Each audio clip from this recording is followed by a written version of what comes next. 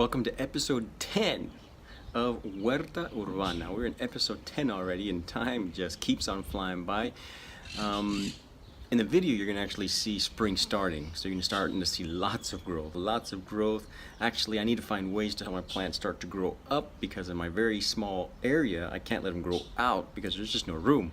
So I'm going to try to figure out how I can help the plants grow up. And you're going to see how I'm starting to come together with a plan to help my plants grow up instead of out, which it's part of the challenges of growing in a really small area, but it's good. It's good to be challenged.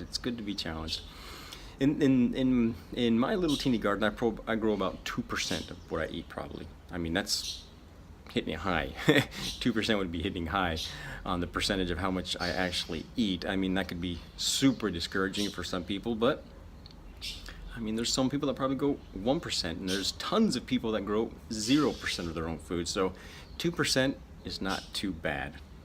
Well, at least starting off, it's not too bad. But there's some great ways that I also get nutrient-dense food, and you'll see in the video some of those ways. And I'll just tell you, the people that are around me. People around me hook me up and they help me out, and we hook each other up. I give them also. And then the great local farmers that are providing nutrient-dense food without chemicals. I mean, I couldn't do this without them. And of course, I make the best decision I can with what I have. So sometimes I'm eating food that's probably not the best, but it's the best decision I have, and I try to make that decision and make the decision, and I move on with life. It's not like I get all crazy about it. So I also talk about a plant today in this video that's called burrito in Spanish, and I'm going to try to figure out how I can find the translation. And really, there is no translation. It's just called burrito tea, and it's a plant that's from Paraguay, and they drink it for digestive issues. It's actually I have it written here. It says burrito tea originates from the leaves of Wendita calcina, an indigenous Paraguayan plant which is commonly consumed in South America in Western countries. So that's what burrito is, and I drink that with mate every once in a while. So that's what you're going to see today. You're going to see how we're starting to get a lot more growth, and now I have to start to think, well, where am I going? I got to take this up so I actually have enough room to actually get some plants and eat some nutrient-dense food. Enjoy this episode. Enjoy episode 10 of Huerta Urbana. So we're starting to see warmer days here. Look at that. Did you see that? Probably didn't, but that was a little lizard that decided to run because it was scared. I'm not going to do anything to it because it's eating all the bad bugs, but as you can see, that's where our lettuce was. We ate it all. This is where it all started. So I'm going to plant some new stuff there today, and I have to figure out how to keep these tomatoes going up and that squash plant going up.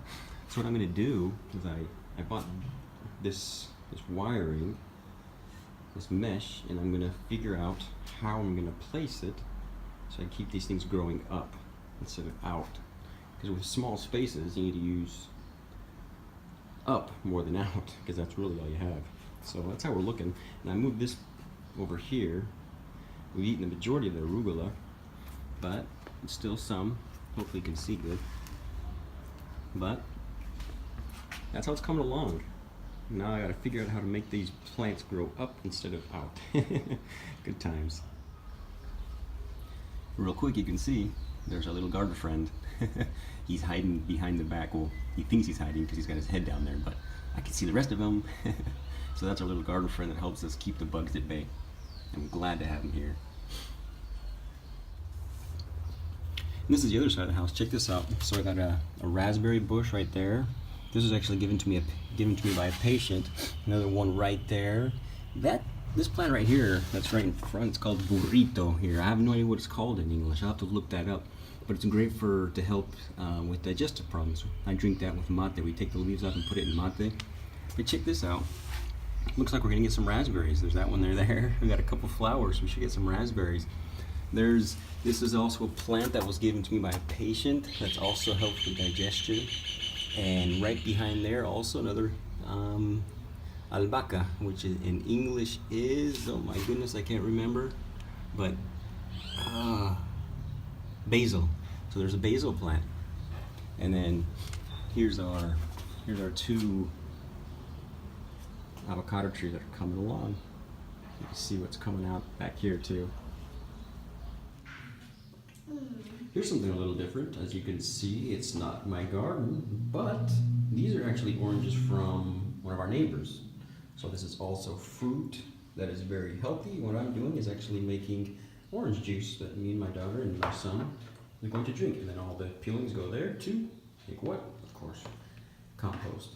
So it's not just a garden, but it's looking around in the community and finding people that have other things like an awesome orange tree where we can get nice orange juice. Check that out. So it is a glass of freshly squeezed orange juice from oranges from our neighbor's house. And not only do we do that, because I can't grow all of our food that we need to eat, so there's a market that we go to, and we actually buy food without chemicals there. It's a local farm that sells, that would be lettuce and green onion. We also have Swiss chard here and beets. So these are things that are all grown organically in the region. So try to eat as healthy as we can. There you go. Now we're going to try that juice, orange juice, freshly squeezed. So before I go, I just want to say Happy New Year. We're done with 2018 pretty much. This is going to be the last episode of 2018. We're starting 2019.